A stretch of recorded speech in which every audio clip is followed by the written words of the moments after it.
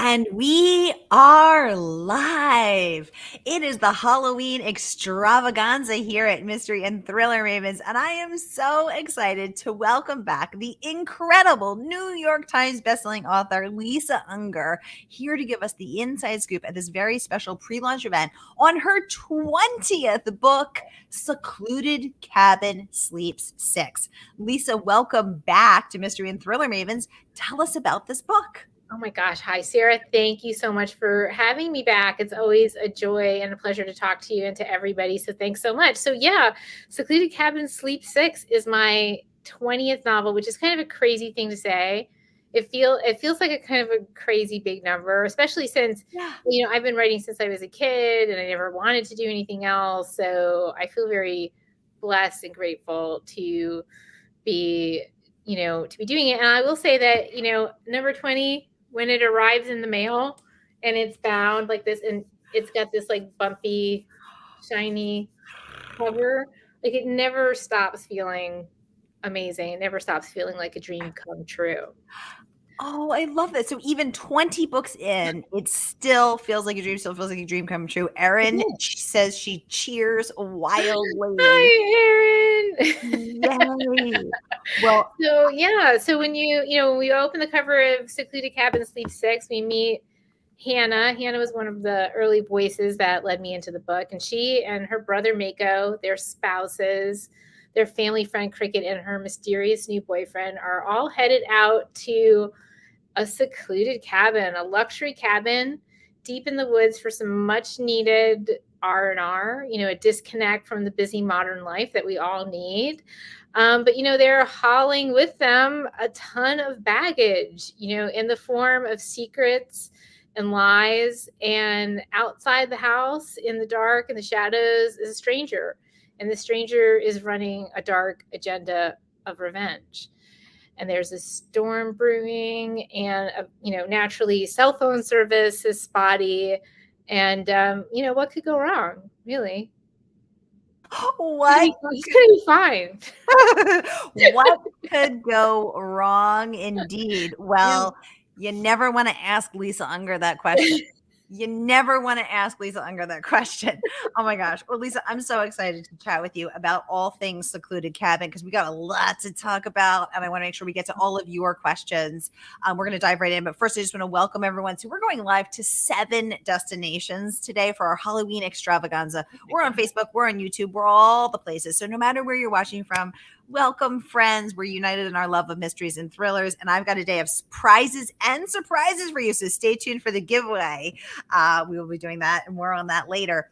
And if you've been here before, you know how it works. If you're new, we're so happy to have you. Here's how it works every Monday for hashtag Mystery Monday. I give you my handpicked featured authors and you get to ask them anything. So ask this incredible New York Times bestselling author about her 20th book, about her yoga practice, how that infuses her writing, all the things. Let's get it going.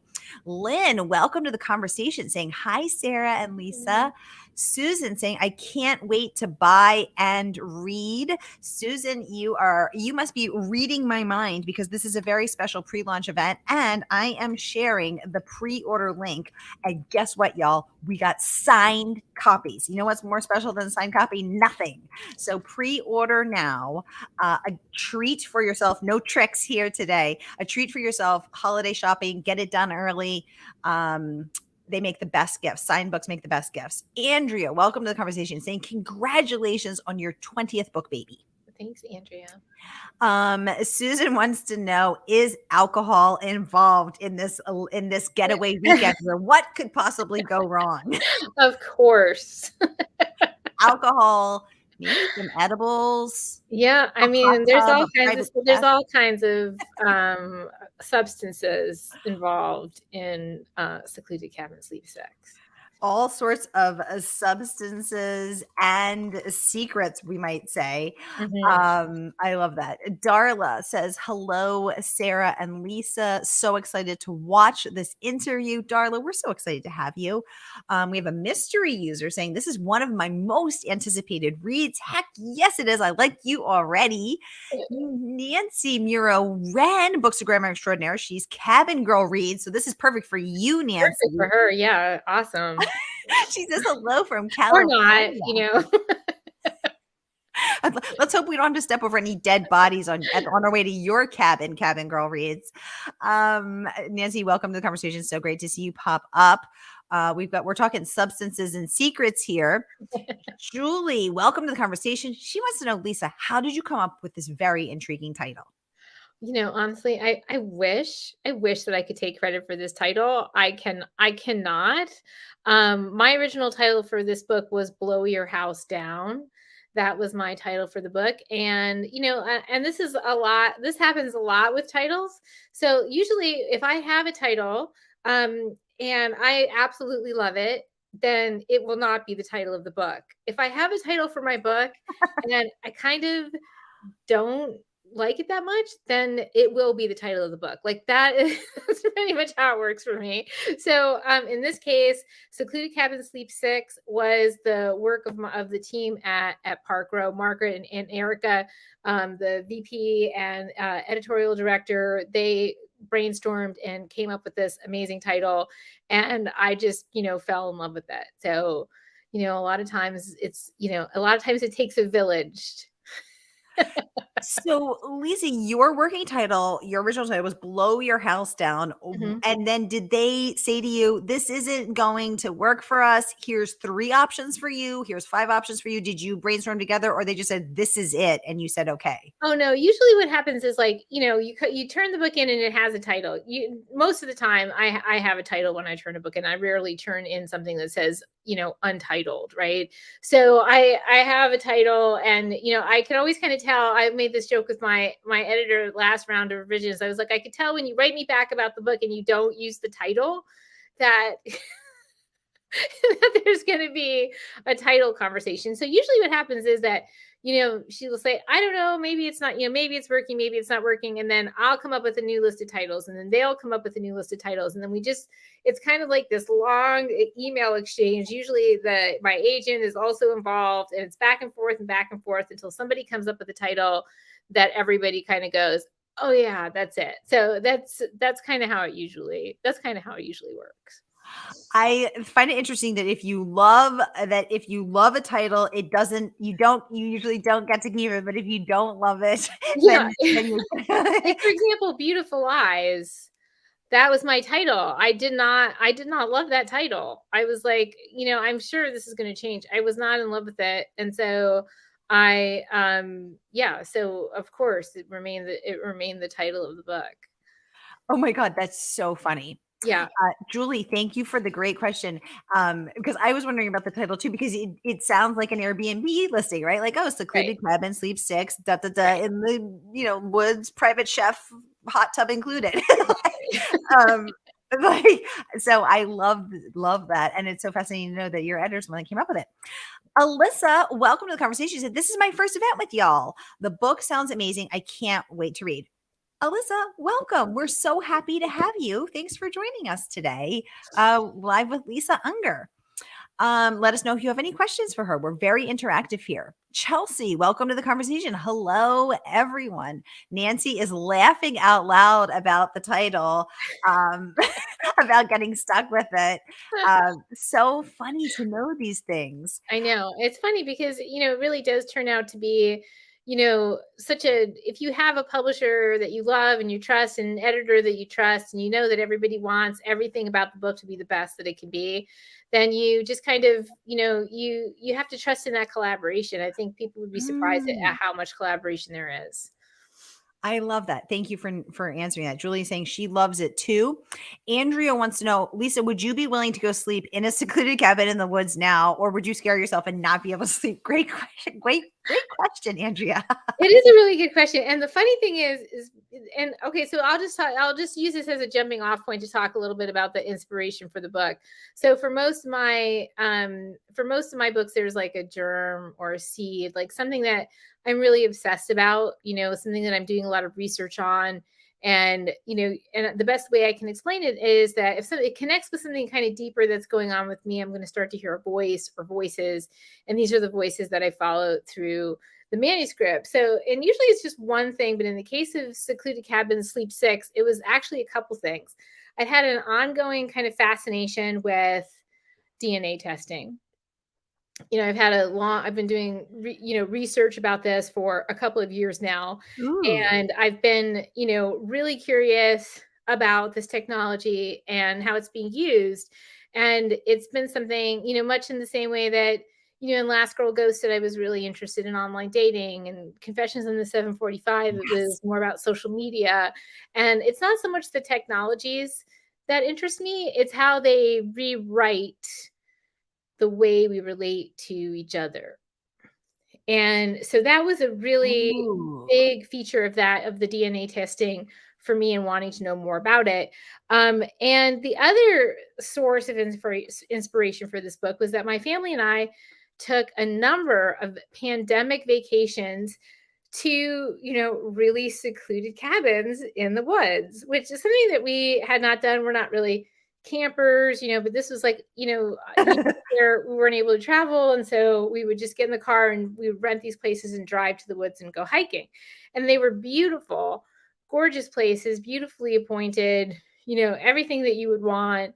And yet, I am just, I am just that's just the way my brain works. I mean, no matter where I am, no matter what I'm doing, I'm always like the person who's looking for the exits. I'm always asking myself questions like, hey, that lock code on the door, did everybody get that same code, or does it change for everybody? Right. Like, and it's like, wow, it's really dark, like like really dark.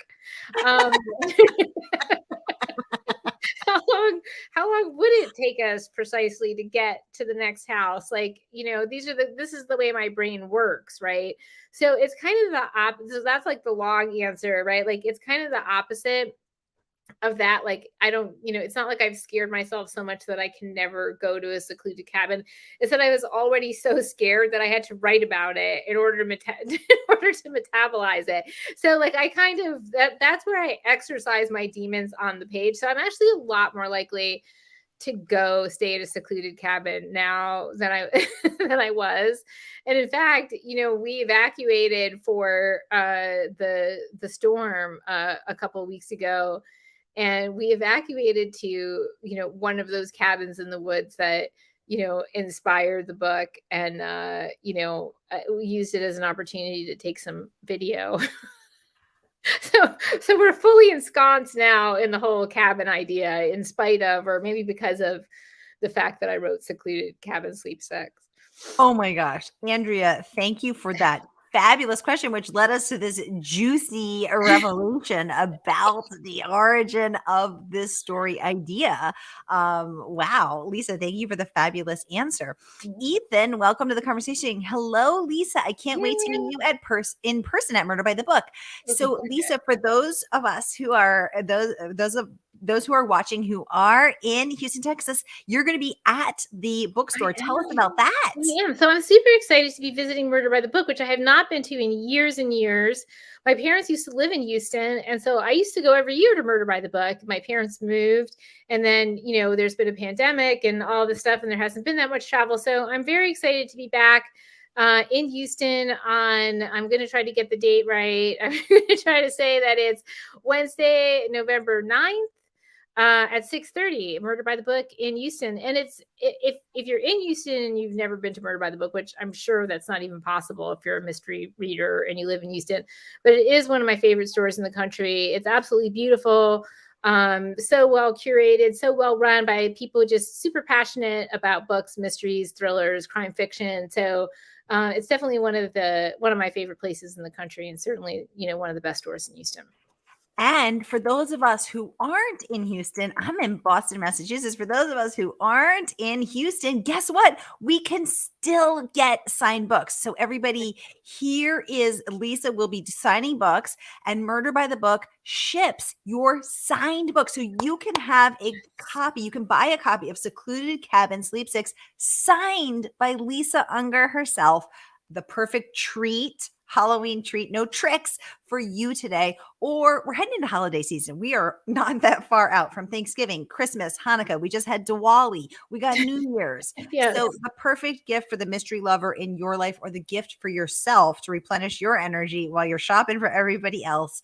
Grab your signed copy. Your mother-in-law, your mother, your brother, your sister, your cousin, your best friend from college, they all need a copy of this book. So click and order. And Lisa is signing books at her event. So fabulous. Ethan, thank you for the great comment. And Lisa will look forward to seeing you there. Lynn wants to know, okay, so then why the reference to the big bad wolf in your working title? Wow. I mean, you're going to have to read it to find that out. Is it related to the storm? Is it related? It's more related to the relationship between the person who's out in the shadows and the people that are in the house. Ooh. So it's more about that relationship than it is about the actual house itself. But you definitely do need to read in order to pick up that reference. Yeah. Sure do. And you need to read your signed copy, in my humble opinion. Olga said you got here in time. Yay. Yay, Olga. We're so happy to have you. Susan wants to know where the idea of the book came from. So it was, you're going to these secluded cabins during the pandemic, and you started this. What a... And also the other part of that too is that one of those trips I took with my extended family. And I don't know if anybody's ever traveled with their extended family, but that can also be very inspirational. So just putting it out there. Yeah. Were you feeling murderous, Lisa? No, of course not. Just me then. It was just you, Sarah. Just me. And I would be. Erin's saying, note to self, do not follow Lisa on vacation. Do not. I'm making a note to self, do not follow Lisa. If you want to enjoy your vacation, do not take me with you. That's all I'm going to say. Right. Erin, you and I are standing there saying, oh, look at these beautiful, peaceful woods. Listen to the birds chirping. And Lisa says, what if somebody died here? Who could I kill? The energy feels off. Okay, Erin, you and I will go have a peaceful vacation. Lisa will be plotting a murder and worrying and leaning to the dark and energy over there. Chelsea says, what an interesting vacation idea. Totally. Oh, hey, Ellen Nunnally saying, hi, Lisa. Congratulations on number 20.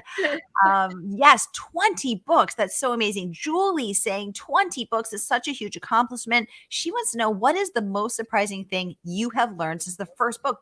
Great question. That is a really good question. It's such an interesting journey. I guess when I first started my first novel when I was 19 years old. I've been writing since I was a kid. I just turned 52. So I've been writing a really long time, like a really long time, right? And I guess one of the things that you might think is that, sitting down to write your 20th book might be a little bit easier than sitting down to write your first book. And in fact, it's really not. I feel like every book is a unique journey. And every time I sit down with, because the way I write, I don't have an outline. I don't know what's going to happen day to day. I don't know who's going to show up or what they're going to do. I basically sit down with a voice or like the idea of a person, the essence of it, like the essence of the story, maybe like some sort of vision possibly of what the book will become or might become. And I kind of sit down with that every time and I start to write. And it's not like to say that it's not easy or that it's hard. Like that's not really the truth of it or what I'm trying to say. It's just that every time is different. Every writing experience for me is different. I'm fully inside my story every single year. And it never, ever feels like, it doesn't feel, I don't want to use the word easier. It just doesn't feel like the same or different, if that makes any sense to anyone. So it's like every time I sit down, it's a completely unique ride. It's never like what came before it makes what comes next any more predictable. That's what I'm trying to say. It's not predictable. That is so interesting. Because you kind of think like anything else you do, like say you're building bookshelves or say you were making furniture, like anything else you do kind of every time you built the same bookshelf, every time you would get better, it would become more like a rote thing. But for me, every single time I sit down, it's a new experience, and it doesn't get any easier. And I remember talking to my friend Ace Atkins about this. He's like, "Does it ever feel like it gets easier for you?" I was like, "Definitely not." And you know what? I don't want it to. I don't want to sit down and feel like I know what I'm doing. Really, I don't want to sit down and feel like I've got this, or I'm dialing it in, or I have a formula that I'm following. I'm just going to follow it every single time because that's what works for me. I don't ever want to not be super engaged in the work, and never, and I never want to be in a place where I'm not trying to get better than I was the last book. And I think if you're in that space, like you're writing from an authentic place and you're trying to get better every single time, and you're opening your sort of your heart and your intention to your story and wherever it's going to go and your characters, then it shouldn't ever get easier. If it ever feels easier, maybe you're not working hard enough or trying hard enough. Ooh, Lisa Unger dropping gems. I love that because you're staying authentic and vulnerable, and you're allowing space for yourself and inviting yourself to grow and get better. Yes, I hope so. I hope that's always the place that I'm in with it. I don't ever want to sit down and be like, yeah, I got this. No big deal. Like, I just don't, you're not bringing enough of yourself to the page if that's how you're approaching it. Oh, I love that, Lisa. I love that perspective.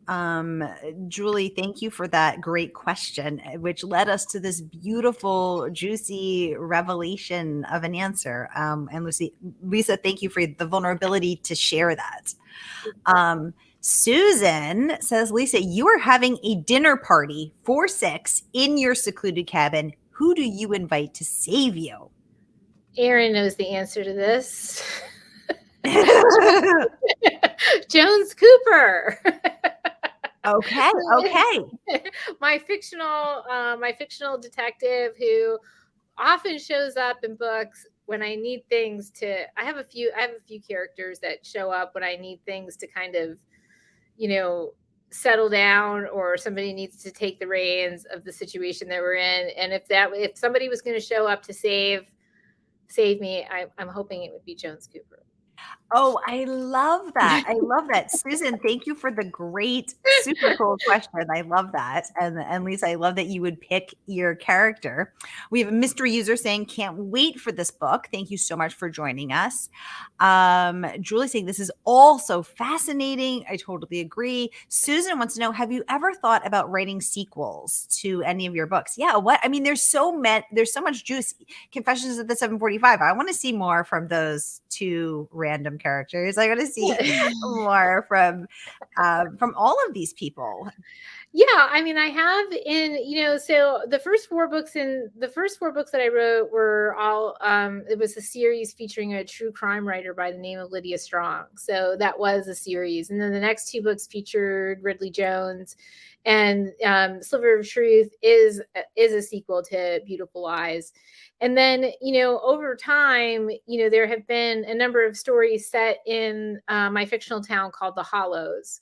And so that is, probably the closest I have to like kind of an ongoing series or an ongoing character.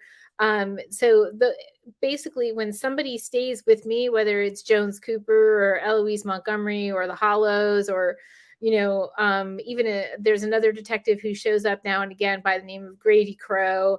There are these sort of characters that stay with me. And when they do, they generally do come forward into the next book. I've never actually just sat down to say, hey, I've got to write a sequel to this book. Everything always flows organically from character, where like in this kind of continuum that I'm in of like reading, researching, and writing. So usually it's like a character flows into the next book, and that determines whether there's going to be a sequel. But I've never like sat down to say, okay, I really, I'm going to write a sequel to X book. Like that's too intellectual a decision. It has to kind of well up from some other place within. Ooh, I like that you're so viscerally in the authentic evolution of that and able to trust the process that it's going to Yeah. come. I mean, you kind of have to Yeah. be in that space. You have to, to write this many books, and to have all of them be different. You kind of do have to be in that space of like sort of knowing that the story is there. You just have to find it. You're always going to find it. You're always going to get there. So that's just kind of I think a like part of the faith of writing. Yes. Oh, yes. Yeah. Part of the faith. Did it take you time to develop the the part of the faith of the writing, or were you able to do that from the age of 19? I mean, to be honest, I just have never not been a writer. Like I've always, even like long before I started my first novel as a kid, I was writing. I was writing stories. I was a constant reader, and I just never thought of myself any other way. And there was never a time in my life where I wasn't telling stories. Yes. So, or having like ideas or thoughts or characters in my head, like there was never a time in my life where I haven't been like that. So, I mean, I think that it's inherent in some ways. It's some union of, faith, magic, and craft. My whole education, of course, is Ooh. focused on learning how to write. Every time I write a book, I feel like I've become a better writer. I can be better the next time I sit down again. So like just the honing of that craft over decades and all of it, I feel like all of it just kind of unifies into, like I was saying, like a continuum, reading, writing, Yes. researching, writing some more, reading some more. And Mm. it's just kind of it's part of who I am. It's part of my self narrative. So I feel like maybe I had faith before I knew that I did. Ooh, Lisa, I love that. I love that because the faith is the trusting of something that you cannot see, Yes. touch, or you can't see or touch, but you know that it is there. Right. You feel it intrinsically. I love that. All right, y'all. This is Halloween and it is all treats and no tricks today. So you know what? Let's get to the treat. I'm going to buy the winner a copy of a signed copy from Murder by the Book of Secluded Cabin Sleeps Six. So hop over, join the Mavens group, and then comment on this video because I'm broadcasting live in my Mavens group where I also take requests for authors and do tons of giveaways. Comment with your favorite costume, your favorite Halloween costume that you've ever worn or seen, and you will be entered to win a signed copy of Secluded Cabin Sleeps Six. So everybody hop on over there. All treats, no tricks today. I want to make sure I didn't miss anybody's comments because there are so many pouring in. Andrea wants to know, what's a book you've read recently that you recommend, Lisa? I just finished. It's an early read, so everybody's going to have to wait. But you could always go pre-order it.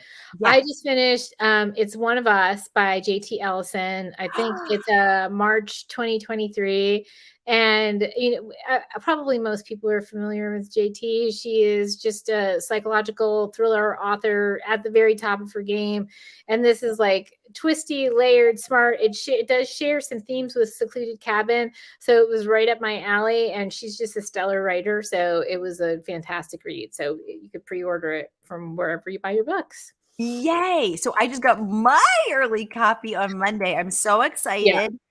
So everybody pre-order. I'm going to pop it in the link right now. Pre-order JT Ellison. And guess what? She's coming on Mavens the day before this book comes out to give us the inside scoop. So here's the link to the book to pre-order the book, and then be sure to join us in March when JT will give us the scoop on It's One of Us. JT is fabulous, and Yes, and it she's really coming is. back. Yay. Okay, let me make sure. Okay, I'm going through. Mystery user saying, so excited for your book, Lisa. Can't wait for Secluded Cabin.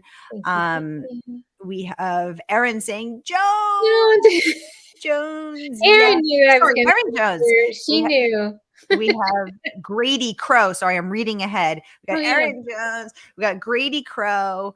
We got someone else saying, I need to check this book out. It sounds amazing. Yes, you do. And join the Mavens group and enter to win your copy. Or you don't want to take the chance, go straight and order it here where we have signed. You can pre-order your signed copy, and Lisa will sign it for you at her event on Wednesday. Susan wants to know, what authors do you like to read, Lisa? Oh my gosh, it's so hard to answer that question because first of all, I'm the president of ITW, um, which You is gotta pick. or co-president of ITW with which is International Thriller Writers, co-president with my very good friend and actually one of the authors I love to read, Greg Hurwitz. Greg Hurwitz. One of the best people writing, I think, just great in every way. And, so of course it's hard for me to pick favorites, but, on the road, I'm going to be hanging out with Karen Slaughter this year. I'm going to be hanging out with Mary Kay Andrews. I love, Dennis Lehane. I just recently got to sit down with Alice Hoffman, who's an amazing writer. I just sat down with Wanda Morris, who's an amazing writer. So I just feel like the list is too long for me to name. But I will say that I feel like some of the best people writing today are writing crime fiction. Some of the best people are writing crime fiction, thrillers, and psychological suspense. And of course, there's some great names on my book. There's Ruth Ware, who's one of my favorites. Jilly McMillan, Heather Goodenkopp. I could not. Alfred Burke. Sara DiVello. Where do I stop? Oh my gosh, you are too kind. Well, I love all those people too. And everybody, we had Karen Slaughter on again a few weeks ago. We had Wanda on last Monday. We had Jilly on when her book came out earlier this summer. And you can catch up on all of those interviews. If you didn't catch them live the first time, here's the link to the Mavens Library where you can get the inside scoop from all of these authors and many more. You can catch Lisa Unger's favorite authors. So it's so great to know who your favorite are. Catherine saying she's so excited about your novel, Lisa. She can't wait to read Secluded Cabin Sleeps Six. Yay, you are going to love it, Catherine. She wants to know if you could go anywhere now that things are opened back up again for travel, where would you go? Well, we actually have done a lot of traveling this year. We went to the Azores right after Thriller Fest, which was absolutely magical. It was like such a special place. They're the islands like just off the coast of Europe. They're sort of right in the middle of the Atlantic Ocean. Just a really magical, special, beautiful place. So we went there this year. I recently had the opportunity to go to Scotland for Bloody Scotland, which was like just an amazing event. And my husband and I got to spend a little time traveling as well through Scotland. So those are two places that were really high on my list. And I am happy to say that, we're sort of back out there, on the road. So those are the places we went this year. Yay. And Lisa posted a super spooky, because of course she's already confessed that when she goes to a beautiful place, she thinks spooky, scary thoughts. And she, of course, in the beautiful Azores, was she out surfing? No. Was she sunning on the beach? No. She found a deserted, creeptastic old hotel and then posted a video and was like, it feels like someone got murdered here. I did. It was scroll back through her Instagram in June, scroll back to the beginning of June, and it does indeed look pretty freaking scary there. It was really scary and super, super interesting. So yeah, we'll find out. We'll see where that turns up somewhere, I'm sure. Lisa is staying on brand, keep going to beautiful locations and then thinking scary and then thoughts. Ruining them for everybody else. Oh my God. I love it. Olga saying Alafair Burke rocks. She sure does. She does. Lisa and Alafair gave a keynote conversation at Thriller Fest. It was so fabulous. Catherine saying, we always have the best, great authors on the show. Oh, Catherine, thank you so much. I'm so blessed to have so many amazing people. Julie wants to know where to go. Julie, to win the book. Julie, join the Mystery and Thriller Mavens group. I'm posting the link again right now. Right here it is. And just go to Mystery and Thriller Mavens, then you can enter to win there. Megan says she's so super excited for this book. Fabulous. Me too. And I want to say that speaking of Ruth Ware, who's also been on the show, Ruth had some fabulous praise here. She is, of course, the New York Times bestselling author of many books, but most recently One by One. And I want to pop her words of praise up for you. She called this book a deliciously tense ride. And she perfect. Thank you. Deborah, welcome to the conversation. She said she's so excited about this book. Megan saying she's watched every event about this book. Yes, That's a lot. Lisa always gives great Thank events. you for doing that. Yay, because Lisa always gives such interesting interviews. Y'all, I want to thank you so much for joining us. This book has earned starred reviews from everywhere, and is getting on so many recommended lists. It's just completely blowing up. Now, I don't know about you guys, but I did DNA testing. I did my my 23andMe, and it was eerily accurate. It knew that I was a night owl, and knew that I had, dark hair. It even knew that I preferred salt over sugar, which is so true. Like, I like pretzels better than candy. It was amazing. And so I was extra interested in the DNA testing part of this. That was so fascinating. As well as one of the characters is a yoga teacher. So as a yoga teacher, I love that. And you may not know this, but Lisa Unger is also a yoga doer. So very cool to see that that pop up as well. So speaking of Jilly, is it Jilly or Gilly McMillan? It's Jilly. Okay, Jilly. Yeah.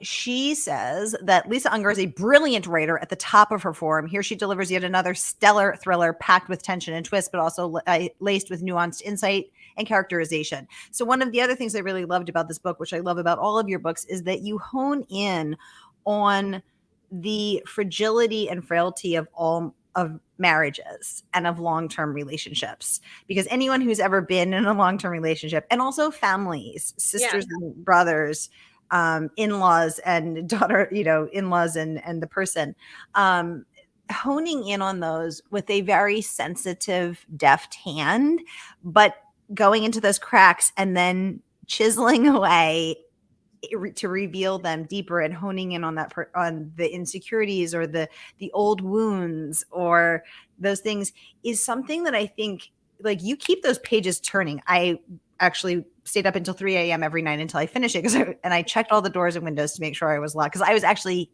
on vacation. I'm terrified. I was terrified someone was going to come in, because there's also a watcher in this book. There's a lot of scary stuff. But I think if I had to pick one thing that I love about Lisa Unger, it's going into that very sensitive, very tender place that's right here within all of us, in the most insightful, incisive way that brings to light all of those things and reveals to us the universality of how freaking hard relationships are and how fragile they are. And I love, and I so deeply respect how you do that, Lisa.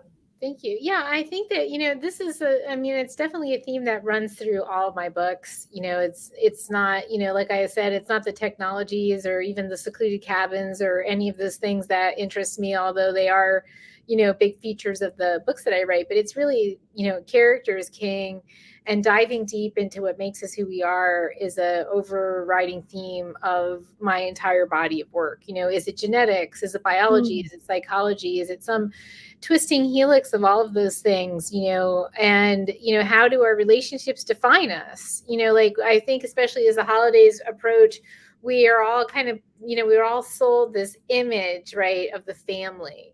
Right, the image of what the family is or what the family should be. It's, it's the, the gathering around the table where everybody gets together and it's all, sort of love and happiness and support and joy and pass the potatoes. Right.